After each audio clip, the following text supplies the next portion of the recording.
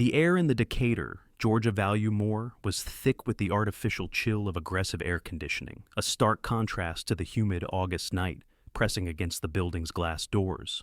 Frank Miller, the night manager, felt the familiar ache in his lower back as he began his final walkthrough. It was 11:32 p.m. The last of the shoppers had been herded out. The cheerful but insistent closing announcements had fallen silent, and the vast, cavernous store had settled into an eerie quiet, punctuated only by the low hum of freezer units. His routine was a ritual, a set of steps worn smooth by years of repetition. Check the registers, secure the front doors, and sweep the back corridors. Tonight, something was off. As he rounded the corner into the main artery of the back of house, a long concrete hallway leading to the loading bays and storage warehouses, he noticed it. A dark, glistening puddle was seeping from under the heavy metal door of Warehouse B. It wasn't uncommon to see spills, usually from a broken jar of pickles or a leaky container of antifreeze. But this was different. The liquid was too dark, and it had a strange, almost sticky look under the harsh fluorescent lights. Frank sighed, anticipating a messy cleanup. He pulled his keyring from his belt, the jangle echoing loudly in the silence, and unlocked the heavy deadbolt on Warehouse B. The door swung inward with a low groan. The first thing that hit him was the smell. It was a coppery metallic scent, sharp and cloying, cutting through the usual warehouse smells of cardboard and dust. It was a smell he recognized from a bad car accident he'd seen years ago. The smell of blood. His breath hitched. He fumbled for the light switch just inside the door, his fingers suddenly clumsy. The overhead lights flickered on, one by one, casting a sterile, buzzing glow over the scene. And then he saw them. It wasn't a spill, it was a slaughter. In the center of the concrete floor, between towering shelves of overstocked toilet paper and canned goods, lay two women. They were a grotesque tableau of violence, their blue Value-More vests soaked a deep, horrific crimson. One woman, older, lay on her back, her eyes wide open and locked on the ceiling in a permanent state of terror. The other, younger, was curled on her side, as if she'd been trying to crawl away in her final moments. A wave of nausea washed over Frank. He knew them. He knew them well. The woman on her back was Simone Jackson, a 35-year-old cashier who'd been with the store for almost a decade. She was quiet, reliable, with a sad kindness in her eyes. The younger one was Brianna, her sister-in-law. She was new, only a couple of months into her job in the electronics department, but she had a firecracker personality that was hard to miss. She was barely 22. They were the wife and sister of Tyrone Jackson, the store's head of security. Frank stumbled backward, his hand flying to his mouth to stifle a gag. His mind reeled, trying to process the impossible sight before him. The sheer amount of blood. The unnatural stillness of the bodies. He saw the multiple brutal wounds that marred their uniforms and their skin. This wasn't a robbery. This was personal. This was rage. His hand shook uncontrollably as he pulled his cell phone from his pocket, his thumb struggling to hit the 3 numbers he needed. 911, what is your emergency? The calm voice on the other end asked. Frank's own voice was a choked whisper. There are bodies, he stammered, his eyes still fixed on the horror. At the Value-More on Memorial Drive, 2 of my employees, they're dead. God, they're so dead. 20 minutes later, the parking lot was no longer dark and empty. It was a pulsing, chaotic sea of red and blue lights that slashed across the asphalt and the store's massive facade. Detective David Chen of the DeKalb County Police Department pulled his unmarked Ford Crown Victoria to a stop behind a line of patrol cars. At 42, Chen had a calm, observant demeanor that often made people underestimate him. He'd seen more than his share of Atlanta's violence, but the initial report, a double homicide inside a retail store, still sent a cold knot tightening in his stomach. He stepped out into the humid Georgia air, the flashing lights reflecting off his glasses. He nodded to a uniformed officer, who lifted the yellow tape for him. "What have we got, Russo?" he asked, his voice low and steady. Officer Russo, a burly white cop with a thick southern accent, jerked his thumb toward the entrance. "It's a goddamn mess, Chen. 2 black females, employees. Looks like they got stuck in the middle of a robbery or a drug deal gone south. One of them, the younger one, she's got a record, petty stuff, but you know how it is." Chen's eyes narrowed slightly at the easy, stereotypical assumption, but he said nothing, tucking the information away. He entered the store, the crime scene's gravity pulling him forward. Inside, the forensics team was already at work, their methodical movements a stark contrast to the violence that had occurred. He was led back to Warehouse B, the source of the night's horror. He paused at the doorway, taking in the full, brutal scope of the scene. The two women, Simone and Brianna Jackson, lay at the heart of it all, and as Chen began his own careful examination, he couldn't shake the feeling that Officer Russo's simple theory was wrong, dead wrong. This wasn't random. This was a storm of pure, unadulterated hatred, and the person responsible was just getting started. Detective Chen stepped into Warehouse B, the air still thick with the scent of death and the chemical tang of luminol from the forensics team. He pulled on a pair of latex gloves, the snap against his wrist a sharp grounding sound amidst the quiet chaos. Dr. Anya Sharma, the medical examiner, was crouched beside Simone's body, her face a mask of professional focus. "David," she said without looking up, "glad you're here. This was a frenzy." "Tell me what you see, Anya," Chen said, his gaze sweeping the room. He noted the towering shelves, the narrow aisles, the lack of any real hiding places. He saw no signs of a broader struggle, no overturned pallets, no scattered merchandise beyond the immediate area around the bodies. Everything was neat, orderly, except for the circle of violence at its center. Multiple stab wounds on both victims, deep, penetrating. The killer used significant force, Sharma explained, pointing with a gloved finger. The wounds are clustered on the torso and neck, defensive wounds on both of their hands and arms, especially the younger one, Brianna. She fought like hell. Chen knelt, careful to stay outside the chalk outlines. He looked at the victims' faces, the terror on Simone's, the pained defiance frozen on Brianna's. Weapon? Something with a single edge, blade at least 5 or 6 inches long. A hunting knife, maybe a combat knife. We haven't found it. Officer Russo appeared at the warehouse door. "Chen, we're canvassing the other employees. Story is, the younger one, Brianna, was known to hang with a rough crowd. Word is, she might have been into some bad stuff. Maybe owed someone money. Could be they came to collect, wife got in the way." Chen stood up, turning to face Russo. "A drug debt collection that happens inside a locked warehouse, after hours, with a knife, leaving the cash registers untouched, and the collectors vanish without a trace. It feels thin, Russo." Russo shrugged, a hint of annoyance in his posture. "Look, it's Decatur. Weird shit happens. You got a young black woman with a record, this is usually where the trail starts. It's simple." It's never simple, Chen thought. He resented the easy narrative, the way a person's entire life could be reduced to a stereotype in the first hour of a murder investigation. He was the only Asian American detective in the homicide unit, and he was acutely aware of the cultural cross-currents at play. He knew how quickly a complex human tragedy could be flattened into a convenient, racially coded story for the nightly news. He refused to let that happen here. "Let's not get ahead of ourselves," Chen said, his tone even but firm. "Let's treat this as a contained scene until the evidence tells us otherwise." No signs of forced entry to the warehouse. Nothing appears to be stolen from the store. The victims' purses are in the break room, untouched. This wasn't about money. He walked the perimeter of the bloody area, his eyes scanning the floor. He saw several partial footprints in the blood, most belonging to the victims, but one was larger, a clear boot print. "Forensics is on that," Dr. Sharma said, anticipating his question. "We'll see what we get." Chen then noticed something else. The bodies were close, almost protectively so. Brianna's body was positioned slightly in front of where Simone had fallen, as if she had been shielding her. It was a small detail, one that didn't fit with a random act of violence. It suggested an intimate, desperate final moment.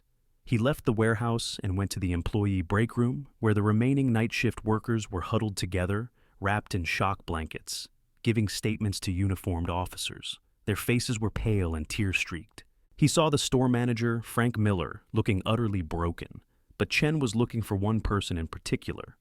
"Where is the husband?" he asked Miller. Frank pointed a trembling finger toward a small, glass-walled office. "In there. Tyrone. He's the head of security. He was on duty tonight." The knot in Chen's stomach tightened. The husband was on site during the murders. He walked toward the office, his footsteps feeling unnaturally loud on the linoleum floor. Through the glass, he could see a large, powerfully built black man sitting perfectly still, his head in his hands. This was Tyrone Jackson, the man who had just lost both his wife and his sister in the most brutal way imaginable. As Chen approached the door, he had to push aside the easy answers his colleagues were already leaning toward. The drug dealers, the robbery gone wrong. His instincts were screaming that the truth wasn't out on the streets of Decatur. It was right here, inside the sterile, brightly lit walls of the Value More. The monster they were hunting for wasn't a stranger. He was family. Chen took a deep breath, steeling himself. He was about to step into the heart of the storm. The small office was suffocatingly quiet. Tyrone Jackson sat at the desk, a mountain of a man made small by apparent grief. He didn't look up when Detective Chen entered and closed the door behind him. The air was thick with an unspoken tension that had nothing to do with the tragedy outside. "Mr. Jackson, I'm Detective David Chen," he began, his voice gentle but direct. "I am so sorry for your loss. I can't imagine what you're going through right now." Tyrone slowly raised his head. His eyes were red-rimmed and bloodshot, but they were also eerily dry. There was a control in his gaze, a rigid stillness that seemed out of place with the magnitude of his loss. He looked Chen up and down, a flicker of something, assessment, maybe even disdain, crossing his features before it was gone. "Did you find them?" Tyrone asked, his voice a low, gravelly rumble. "The animals who did this? We're doing everything we can, sir. To do that, I need to ask you some questions. It's standard procedure." Tyrone nodded, a slow, deliberate motion. "Whatever you need." "You were on duty tonight. Can you tell me your movements for the past few hours, specifically between 9 p.m. and 11 p.m.? He recited his timeline with the precision of a soldier reporting to a commanding officer. "Shift started at 4 p.m. From 9 p.m. onward, I was conducting routine patrols. Around 10:15 p.m., we had an issue.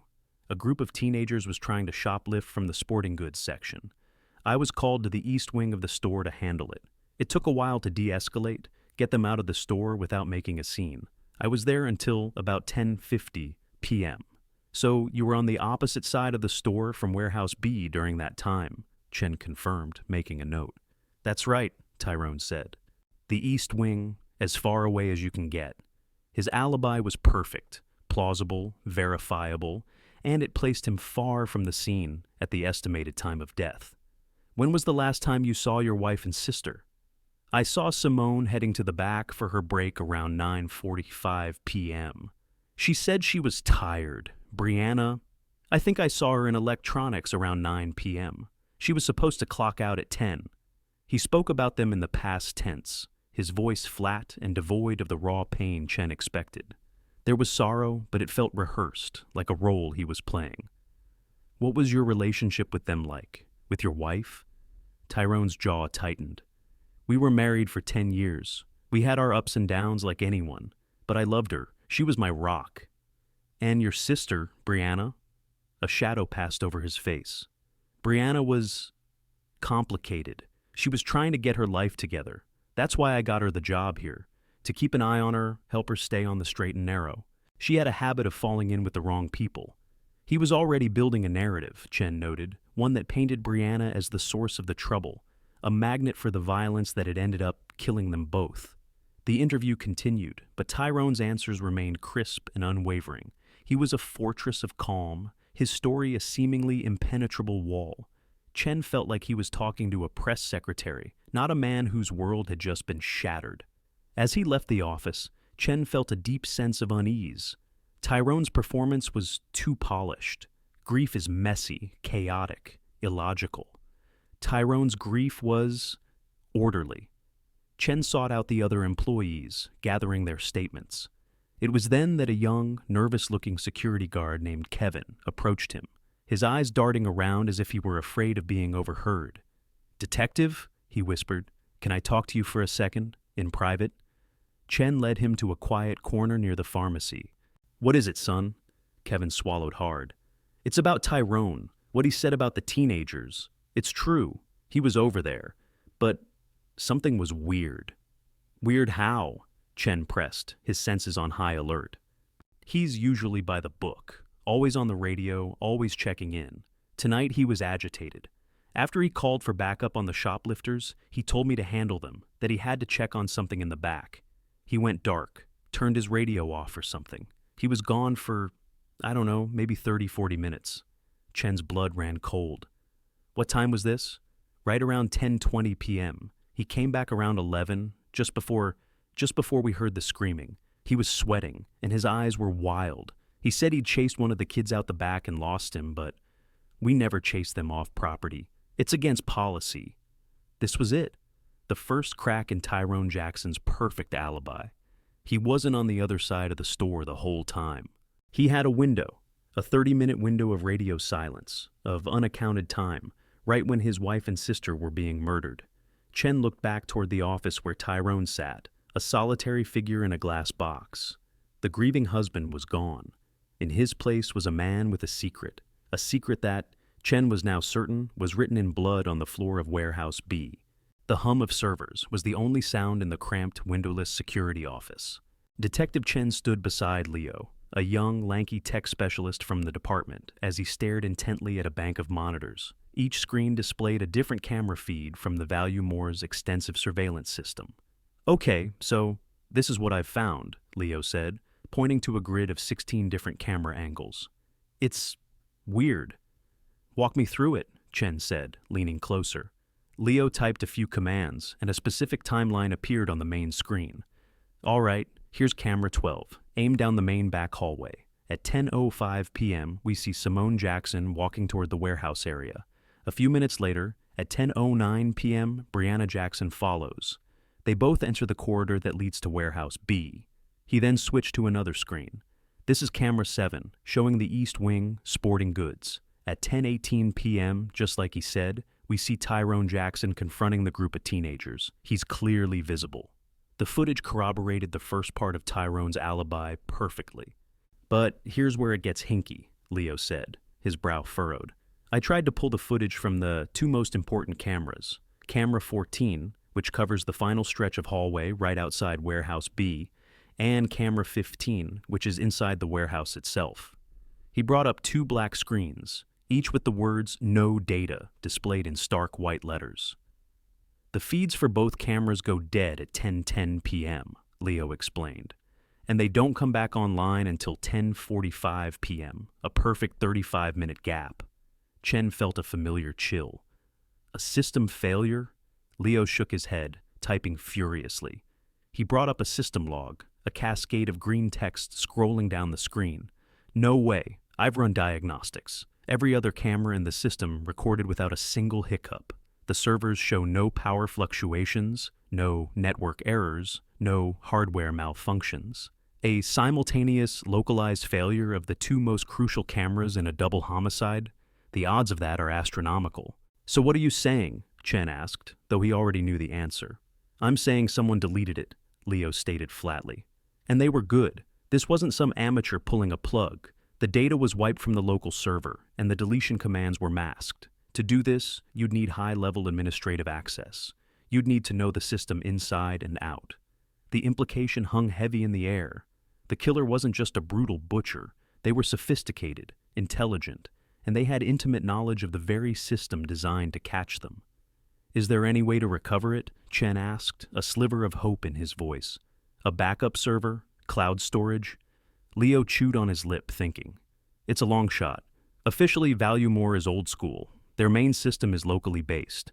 I know their big corporate cloud backup upgrade was put on hold 6 months ago because of budget cuts.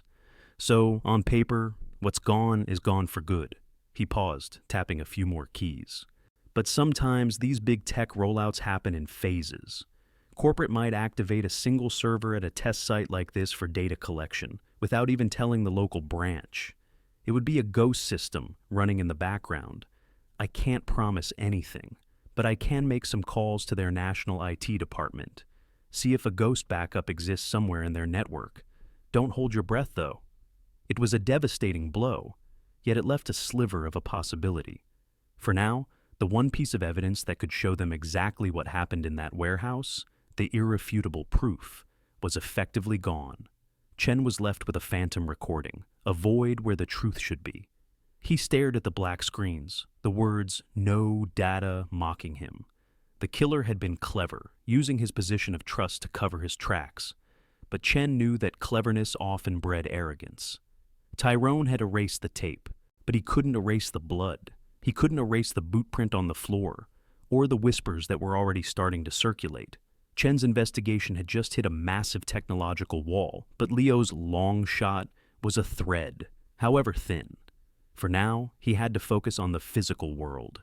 He was hunting for a meticulous planner, a cold and calculating killer who believed he had committed the perfect crime. And Chen was determined to prove him wrong. The next morning, the sun beat down on the manicured lawns of the quiet, middle-class subdivision where the Jacksons lived. Their house was a modest, single-story brick home, indistinguishable from its neighbors, save for the yellow police tape now cordoning it off. To an outsider, it was the picture of suburban tranquility, but as Detective Chen walked up the driveway, he knew that behind that unassuming facade lay a dark and twisted reality. The forensics team had already done a preliminary sweep, and Chen was there to get a feel for the space, to search for the emotional DNA of the family that had imploded. He stepped inside, and the first thing he noticed was the order. The house was immaculate. The living room furniture was perfectly arranged, the throw pillows on the sofa were fluffed, and framed photos lined the mantelpiece. He picked one up. It showed Tyrone and Simone on their wedding day, both beaming, full of hope. Another showed the three of them, Tyrone, Simone, and a teenage Brianna, at a family barbecue, arms around each other, smiling for the camera. It was a carefully curated image of a happy family, too carefully curated. Chen moved through the house. The master bedroom was sterile, the king-size bed made with military precision. 2 nightstands stood on either side, a stark representation of the couple. On Simone's was a book of poetry and a bottle of hand lotion. On Tyrone's was a Bible and a framed commendation from his time in the army. A deep, unbridgeable gulf seemed to lie in the space between them. Brianna's room, by contrast, was a burst of chaotic life. Band posters covered the walls, clothes were strewn over a chair, and sketches and drawings were pinned to a corkboard. It was the room of a young woman straining for freedom, for self-expression. On her dresser, tucked behind a bottle of perfume, Chen found a small, leather-bound journal. He bagged it as evidence, his gut telling him it held secrets. The real discovery came in the master bathroom. While searching the laundry hamper, a forensics tech called him over. Buried deep beneath a pile of towels was a men's button-down shirt, the kind that was part of the Valuemore's security supervisor uniform. It was crumpled into a tight ball, but when they carefully unfurled it, they saw them, faint dark stains on the cuffs and chest. They looked suspiciously like blood that someone had tried and failed to wash out completely. "Bag it! Rush it to the lab," Chen ordered, his voice tight.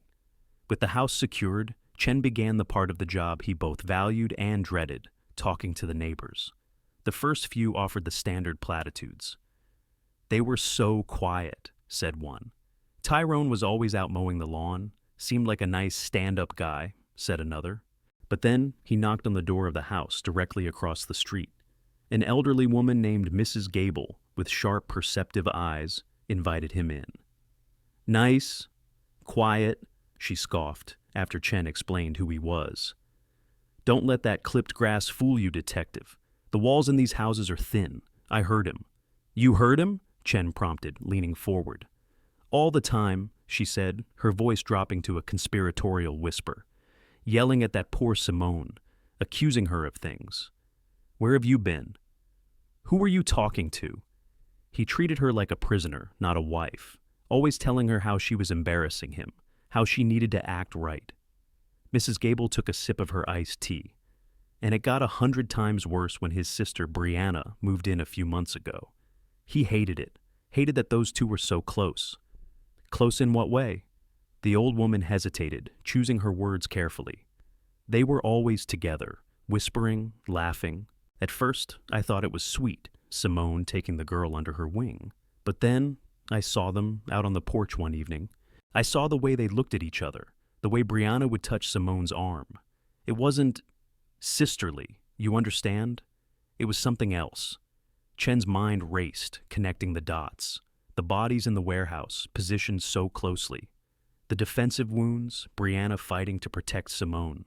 The motive, which had been a murky shadow, was beginning to sharpen into a horrifyingly clear picture. "Did you ever see Tyrone witness this?" he asked. "Oh yes," Mrs. Gable said, nodding gravely. "About 2 weeks ago, the girls were out front holding hands. Just for a second. Tyrone came pulling into the driveway and saw them. I saw his face, detective. It was like thunder. He didn't say a word, just stormed inside. The yelling that night was the worst I ever heard. I couldn't make out all the words. But I heard him scream something clear as day. He screamed, 'I will not be disrespected in my own house. Not by you, and not by her.'"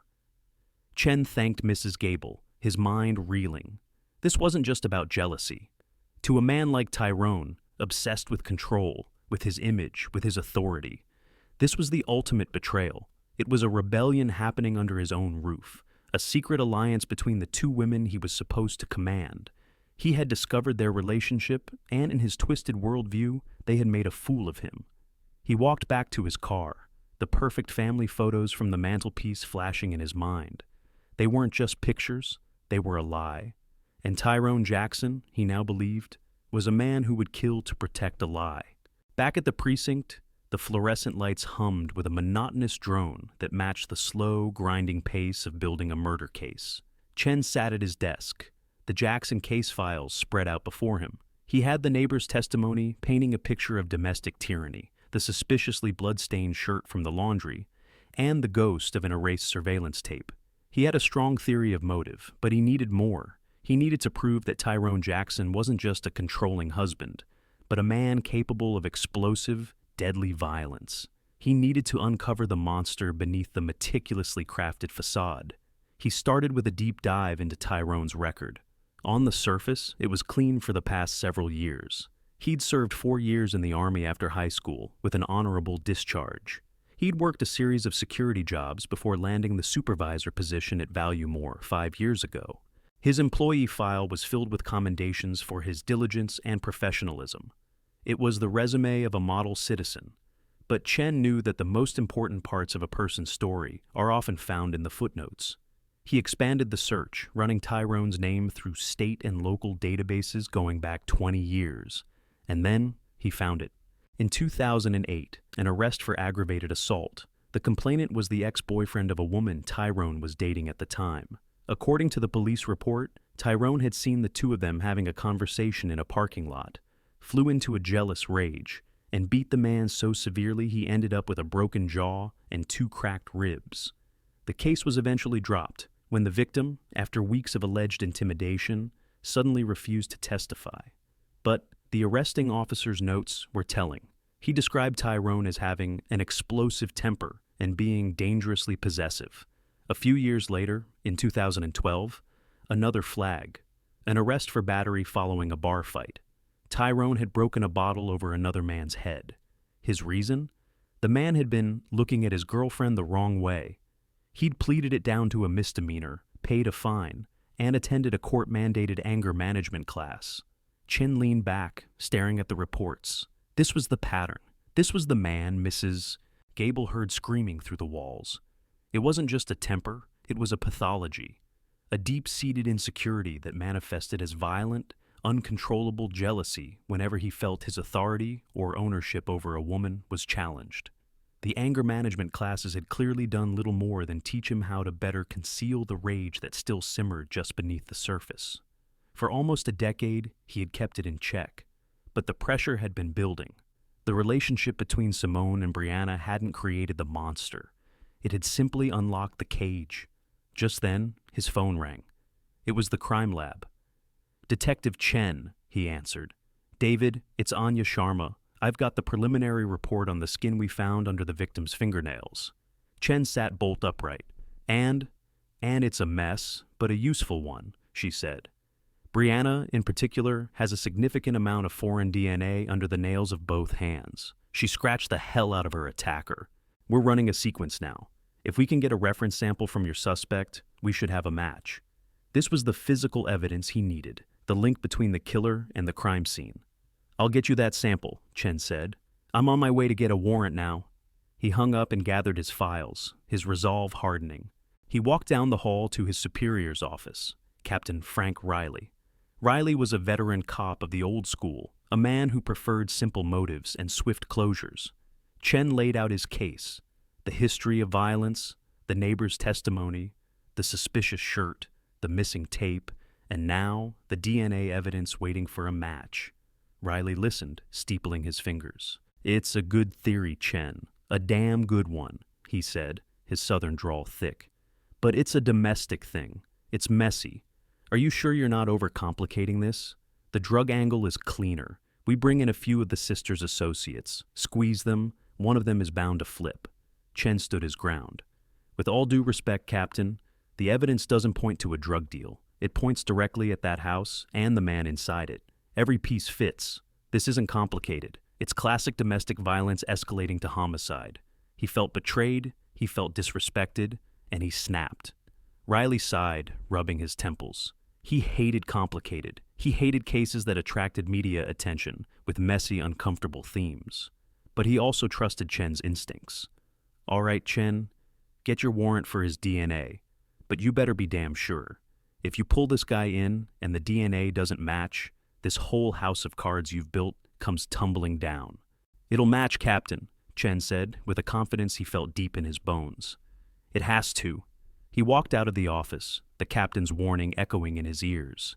He was closing in, tightening the net around Tyrone Jackson. But he knew his suspect was a cornered animal, and cornered animals were always the most dangerous. 48 hours later, the investigation had hit a wall, and the momentum Chen had felt was rapidly dissipating into frustration. The warrant had been served. Tyrone Jackson, accompanied by a lawyer, had emotionlessly submitted a DNA sample, his face an unreadable mask of stoicism. Now, all they could do was wait for the lab to work its magic, a process that could take days, even with a rush order. In the meantime, Tyrone was free, staying with a cousin in a neighboring county and maintaining his public role as the grieving widower. He had been suspended from his job at Valuemore pending the investigation, but he hadn't been charged. Without the DNA results or a murder weapon, Chen's case, while compelling, was still largely circumstantial. The murder weapon. That was the missing piece that gnawed at him. Divers had searched the retention ponds and creeks near the Valuemore. Patrol officers had walked miles of roadside, peering into ditches and storm drains. The city's sanitation department had flagged every dumpster within a 2-mile radius. They had found nothing, not a single trace of the bloody knife. Chen sat in his car, parked across the street from the Jackson house, the yellow tape a stark reminder of the violence within. He replayed the crime in his mind, trying to think like Tyrone, a former soldier, a security supervisor, a man obsessed with control and planning. Such a man wouldn't panic. He wouldn't just toss a murder weapon out of his car window at random. That was sloppy, and Tyrone was anything but sloppy.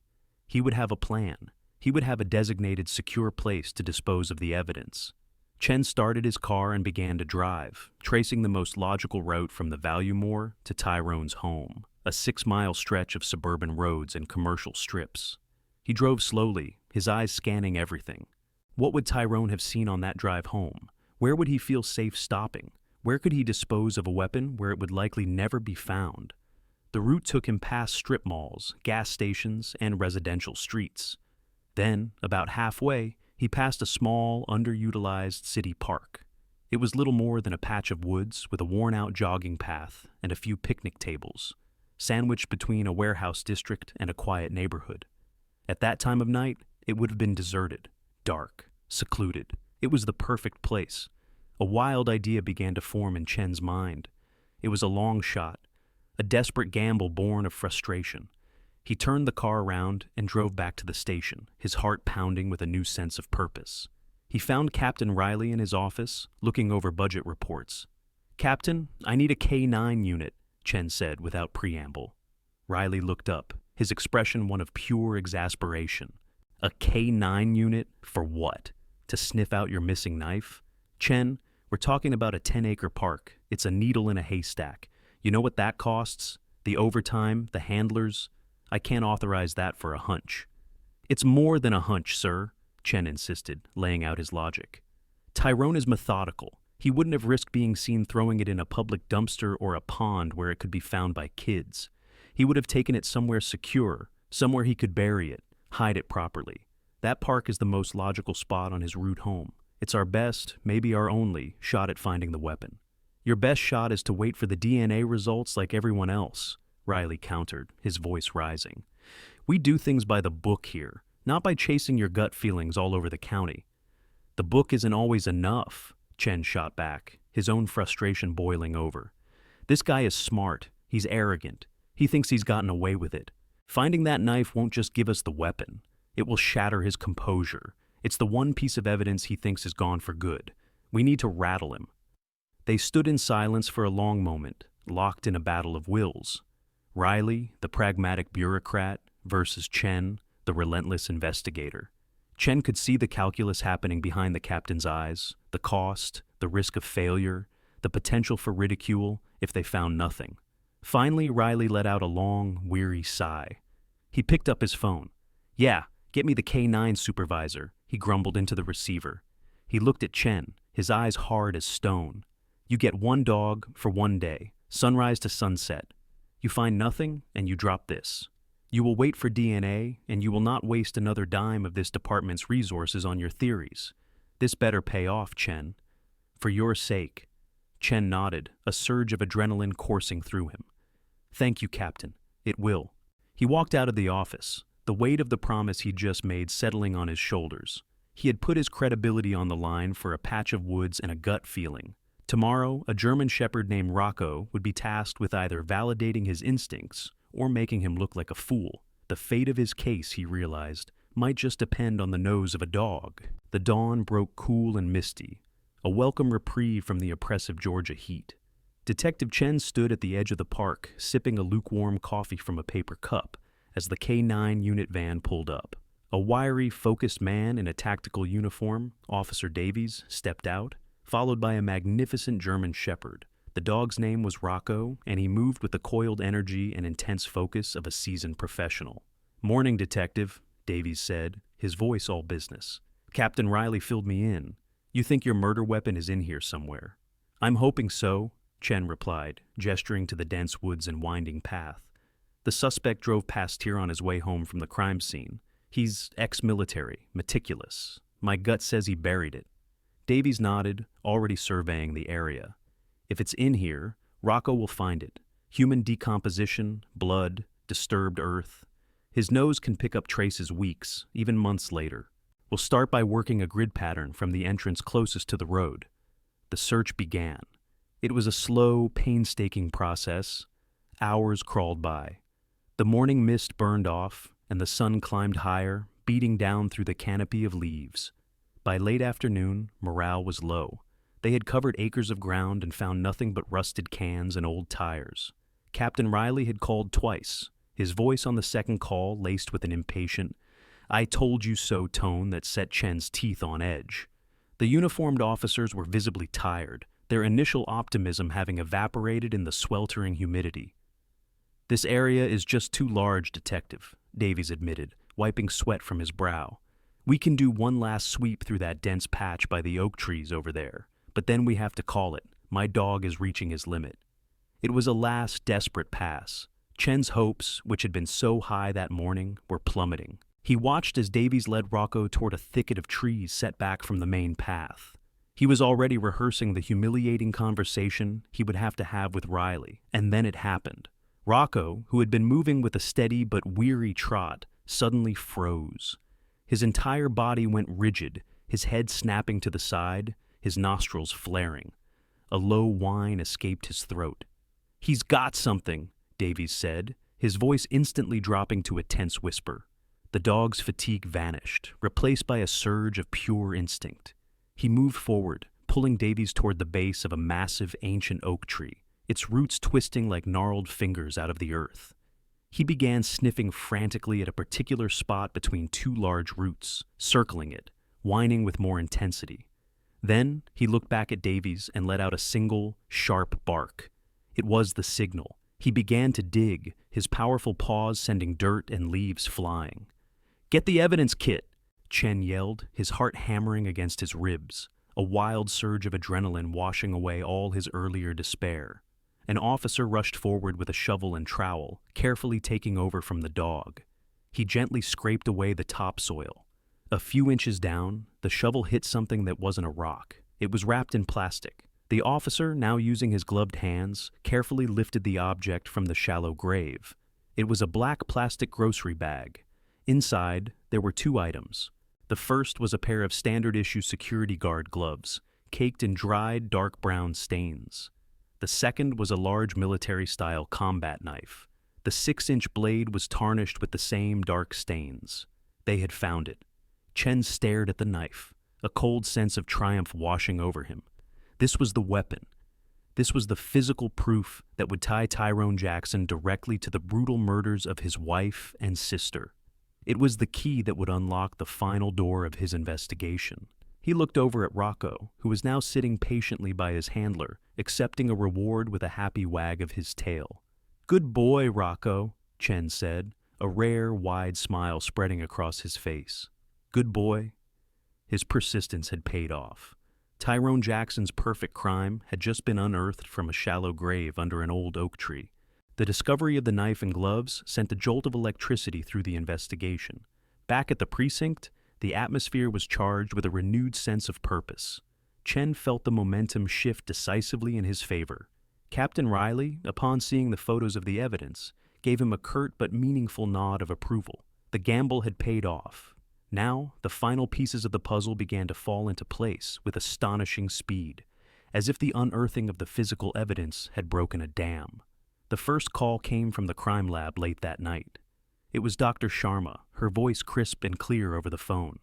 "David, we have a trifecta," she said, and Chen could hear the satisfaction in her tone. "First, the blood on the knife is a positive match for both Simone and Brianna Jackson. No question, this is your murder weapon." "What about the gloves?" Chen asked, holding his breath. "We found trace DNA inside from sweat residue.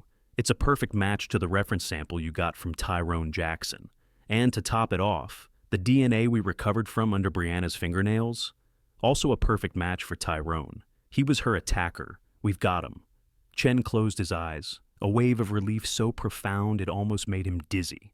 It was done. The scientific, irrefutable proof. Tyrone's DNA was on the weapon, and his DNA was under the fingernails of the woman who had fought him for her life. The circumstantial case had just become an ironclad certainty. He was about to call the DA's office to issue a warrant for Tyrone's arrest when his desk phone rang again. It was Leo, the tech specialist. "Detective, you are not going to believe this," Leo said, his voice buzzing with excitement. "Remember that long shot about a ghost backup system at Valuemore? I've been on the phone with their corporate IT guys in Arkansas for 2 days. They thought I was crazy, but I finally got a senior engineer to run a deep diagnostic on their test servers." "And?" Chen asked, sensing another bombshell. "And he found it. A dormant cloud server was activated for that branch 3 months ago for a pilot program they never fully launched. It was recording everything and overwriting on a 30-day loop. They didn't even know it was still running. We've got the footage, detective, the whole 35-minute gap." Chen felt a chill run down his spine. The ghost had just materialized. While he was waiting for that, he asked Leo about Simone's phone. "We cracked her phone password about an hour ago," Leo continued, his excitement unabated. "It's all here. I'm sending you the file now. It's a complete text thread between Simone and Brianna going back months." "Detective, it's a confession." Chen's computer pinged. He opened the file. It was a log of hundreds of text messages. He started reading, and the full, heartbreaking story of the two women's hidden lives unfolded before him. They had been planning to leave, to escape. The final messages, sent on the day of the murders, were a gut punch. "Brianna, 9:50 p.m. My shift is almost over. I need to see you. Just for a minute. Meet me in warehouse B. No one ever goes back there this late. Simone, 9:52 p.m. Is that safe? What if he comes looking for me? Brianna, 9:53 p.m. He's dealing with that shoplifting thing in the East Wing. He'll be tied up for a while. Please, I just need to hold you. Simone, 9:55 p.m. Okay, I'll be there. Give me 10 minutes. Chen stared at the screen, the final text a ghostly premonition of the horror to come. It was all here. The love affair, the escape plan, the motive, and the final fateful rendezvous. Simone's phone was not just a piece of evidence, it was her final testimony. It was the voice of the victims, speaking from beyond the grave, and it was screaming Tyrone Jackson's name. He picked up his phone and dialed the DA. "I need that arrest warrant," he said, his voice cold and hard as steel. "Right now." The interrogation room was small, gray, and smelled of stale coffee and disinfectant. Tyrone Jackson sat at the metal table, his large frame seeming to shrink in the cramped space. His lawyer, a harried-looking public defender, sat beside him, shuffling through papers. Tyrone maintained the same stony, impassive expression he had worn since the beginning, but Chen could see the fine tremor in his hands, the slight twitch in his jaw. The mask was starting to crack. Chen entered the room and sat opposite them, placing a thick evidence folder on the table between them. He let the silence stretch. Finally he began, his voice calm and methodical. "Mr. Jackson, we have the results from the lab. Your DNA was found under your sister's fingernails. Your DNA was found inside the gloves we dug up in the park. The blood of both your wife and sister was on the combat knife buried with those gloves." He slid the glossy crime scene photos across the table. Tyrone glanced at them, his facade faltering for a split second. A flicker of shock, of disbelief, crossed his face before he stamped it out. He had thought they were gone forever. The lawyer cleared his throat. "My client has no comment on this so-called evidence." Chen ignored him, his eyes locked on Tyrone. "You're a smart man, Tyrone. Meticulous. You thought of everything. The alibi, the disposal of the weapon, and the surveillance tapes. Deleting them from the local server was a clever move, but you made a mistake." He leaned forward. "You couldn't have known, but your company was running a ghost system, a dormant cloud-based backup server for testing purposes. It was running that night. You erased the local copy, Tyrone, but you couldn't touch the one in the cloud. We recovered everything, every single second." Tyrone's head snapped up, his eyes wide with genuine panic for the first time. The color drained from his face. Chen turned to the small TV monitor mounted on the wall and pressed a button on a remote. The screen flickered to life. It was the grainy, black-and-white footage from inside Warehouse B. The video played in silence. They watched as Simone and Brianna entered, as they embraced, as their kiss deepened. Tyrone's jaw clenched so hard Chen could hear his teeth grinding. Then, the on-screen Tyrone appeared, his face a mask of pure, murderous rage, the long blade of the knife clutched in his hand. The lawyer muttered, "Turn it off," but no one moved. They were transfixed by the silent horror unfolding on the screen.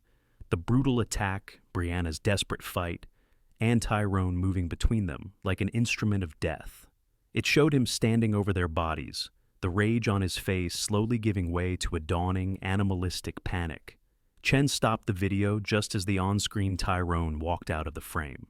The silence in the room was absolute, broken only by a ragged, choked sound from Tyrone.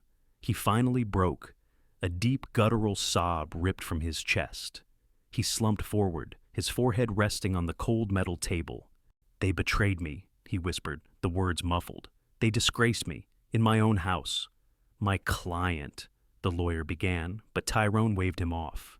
"No," Tyrone said, his voice raw with a chilling mix of self-pity and venom. "He needs to know. They were laughing at me, whispering behind my back, my own blood, turning my wife against me. She was mine. Simone was mine. They were going to leave me, take everything from me." He looked up at Chen, his eyes swimming with tears, but there was no remorse in them, only a burning, righteous anger. "I followed them. I saw them, defiling themselves, defiling my family. I had to stop it. I had to make it right. It was a matter of honor, of respect. They didn't give me a choice." He finally confessed, but it wasn't a confession of guilt. It was a justification. In his twisted mind, he was not the villain of the story. He was the victim. He had not committed a murder. He had carried out a righteous execution. And as Chen listened to the cold, self-serving words spill from Tyrone's mouth, he knew he was staring into the face of pure, unadulterated evil. The trial of Tyrone Jackson was short. Faced with the mountain of irrefutable evidence, the DNA, the recovered murder weapon, the text messages, and the horrifying silent testimony of the cloud-based video footage, the defense had little to offer. Tyrone's confession, filled with its chilling self-justification, was played for the jury. His lawyer attempted a crime of passion defense, painting Tyrone as a man broken by an unimaginable betrayal. But the prosecution, led by a sharp assistant district attorney, systematically dismantled that narrative, using Tyrone's own meticulous actions, the deleted tapes, the buried knife, to prove premeditation and malice aforethought. The jury was out for less than 2 hours. The verdict was guilty on 2 counts of first-degree murder. The judge, citing the extreme brutality of the crime and Tyrone's complete lack of remorse, sentenced him to 2 consecutive life sentences without the possibility of parole. He would die in a cage at the Georgia State Prison. Justice, in the cold, procedural sense of the word, had been served. The case was officially closed. The files were stamped, archived, and put away. But for Detective David Chen, the emotional echoes of the case lingered long after the gavel fell. He had won. He had caught the killer and put him away forever. Yet, he felt no sense of triumph, only a profound and weary sadness.